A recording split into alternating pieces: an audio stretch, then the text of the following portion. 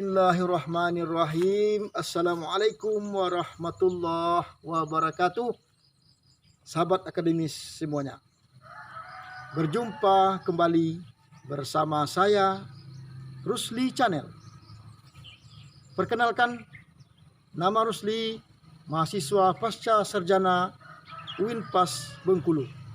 Sahabat akademis semuanya, pada season kali ini saya akan menjelaskan tentang sistem dan bentuk pendidikan Islam di negara Sudan, Afrika Utara. Sahabat akademis, Sudan memperoleh kemerdekaan dari Inggris dan Mesir pada tanggal 1 Januari 1956. Sejarah Sudan diwarnai konflik dan kekerasan telah terjadi jauh sebelum negeri ini merdeka.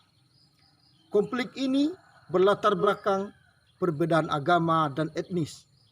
Selain faktor sosial, ekonomi, dan perebutan akses sumber daya alam, Sudan referendum yang dilaksanakan 9 Juli 2011 menjadikan Sudan terpecah menjadi dua negara.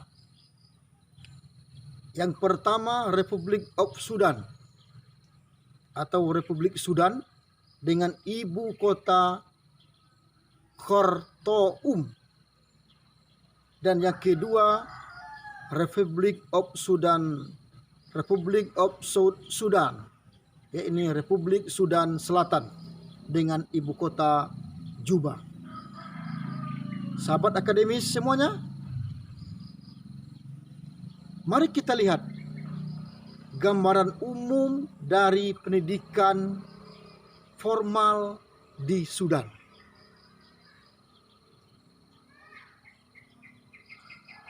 Kalau kita lihat, pendidikan formal di Sudan digratiskan dan diwajibkan bagi seluruh anak-anak usia 6-13 tahun. Itu digratiskan. Pendidikan dimulai dari pendidikan dasar selama 8 tahun, kemudian pendidikan menengah selama 3 tahun.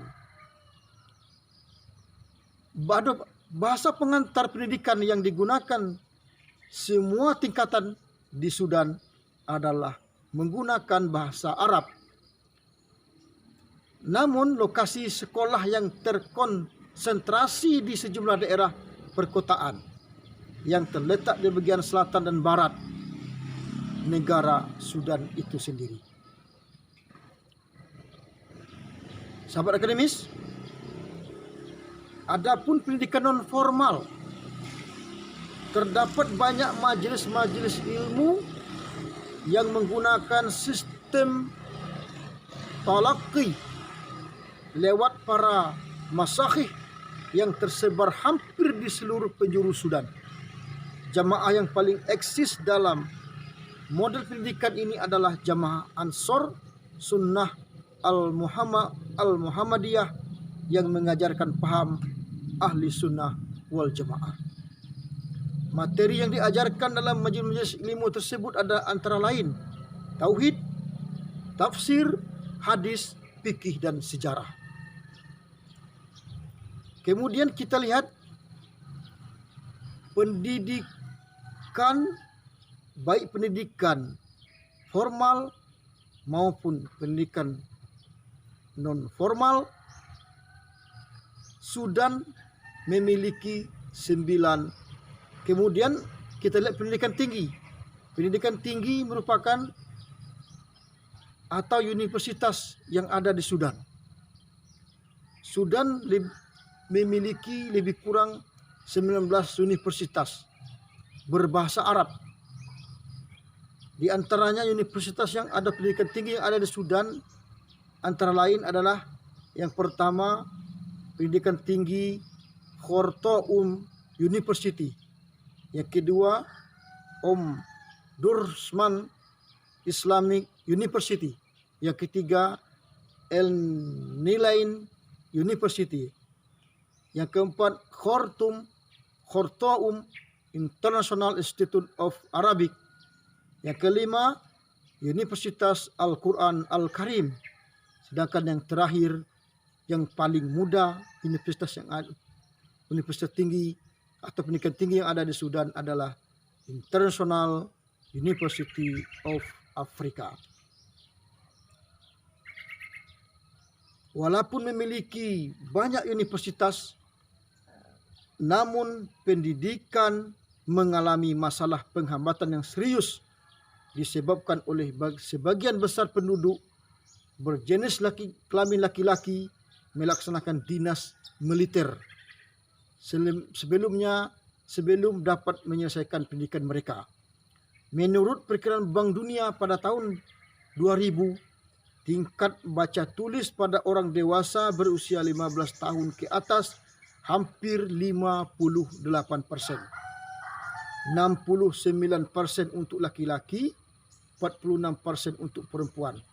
Sedangkan pada tahun 2002, tingkat baca tulis pada orang dewasa berusia 15 tahun ke atas mencapai 60%. Dan tingkat buta aksara pemuda usia 15 sampai 24 tahun diperkirakan sebesar 23%. Sahabat akademis semuanya, untuk mendapatkan gelar sesuai dengan program yang diambil di universiti atau di pendidikan tinggi, seorang mahasiswa diwajibkan untuk melakukan riset ilmiah sebagaimana di Indonesia. Betapapun untuk program S1 tidak diwajibkan menulis skripsi seperti lazimnya di Indonesia, tetapi dia diwajibkan menulis paper untuk beberapa materi kuliah dengan ketebalan antara 5 sampai 25 halaman. Sedangkan untuk program S2 diwajibkan menulis tesis. Ada 2 jenis tesis yang biasa diterapkan di beberapa universitas, yakni yang pertama bersifat pelengkap. Tesis yang bersifat pelengkap, tebalnya 40 halaman dengan literatur minimal 40 buah buku dan diuji di tempat tertutup yang bersifat. Sedangkan tesis yang bersifat berdiri sendiri tebalnya minimal 75 halaman dan literaturnya minimal 40 buku dan diuji di tempat terbuka. Sebuah tesis bisa diujikan minimal 1 tahun dan maksimal 3 tahun baru dinyatakan kadaluarsa. Sahabat akademis, untuk program S3 diwajibkan menulis disertasi dengan ketebalan minimal 150 halaman dengan referensi minimal 150 buku. Disertasi diujikan di tempat terbuka. Setelah diumumkan 1 minggu sebelum pelaksanaan ujian, biasanya sebelum mulai menulis disertasi, mahasiswa diwajibkan mengajukan ringkasan dari 40 literatur utama yang digunakan dalam penulisan disertasi. Ringkasan tersebut diuji di tempat tertutup oleh 3 orang profesor yang dihadiri oleh dosen pembimbing dan sebagainya. Untuk disertasi minimal 3 tahun baru bisa diuji dan maksimal 6 tahun baru dinyatakan kadaluarsa. Sahabat akademis semuanya, demikianlah gambaran singkat tentang sistem dan bentuk pendidikan Islam di negara Sudan, Afrika Utara. Semoga menjadi khasanah keilmuan bagi kita semuanya. Assalamualaikum warahmatullahi wabarakatuh.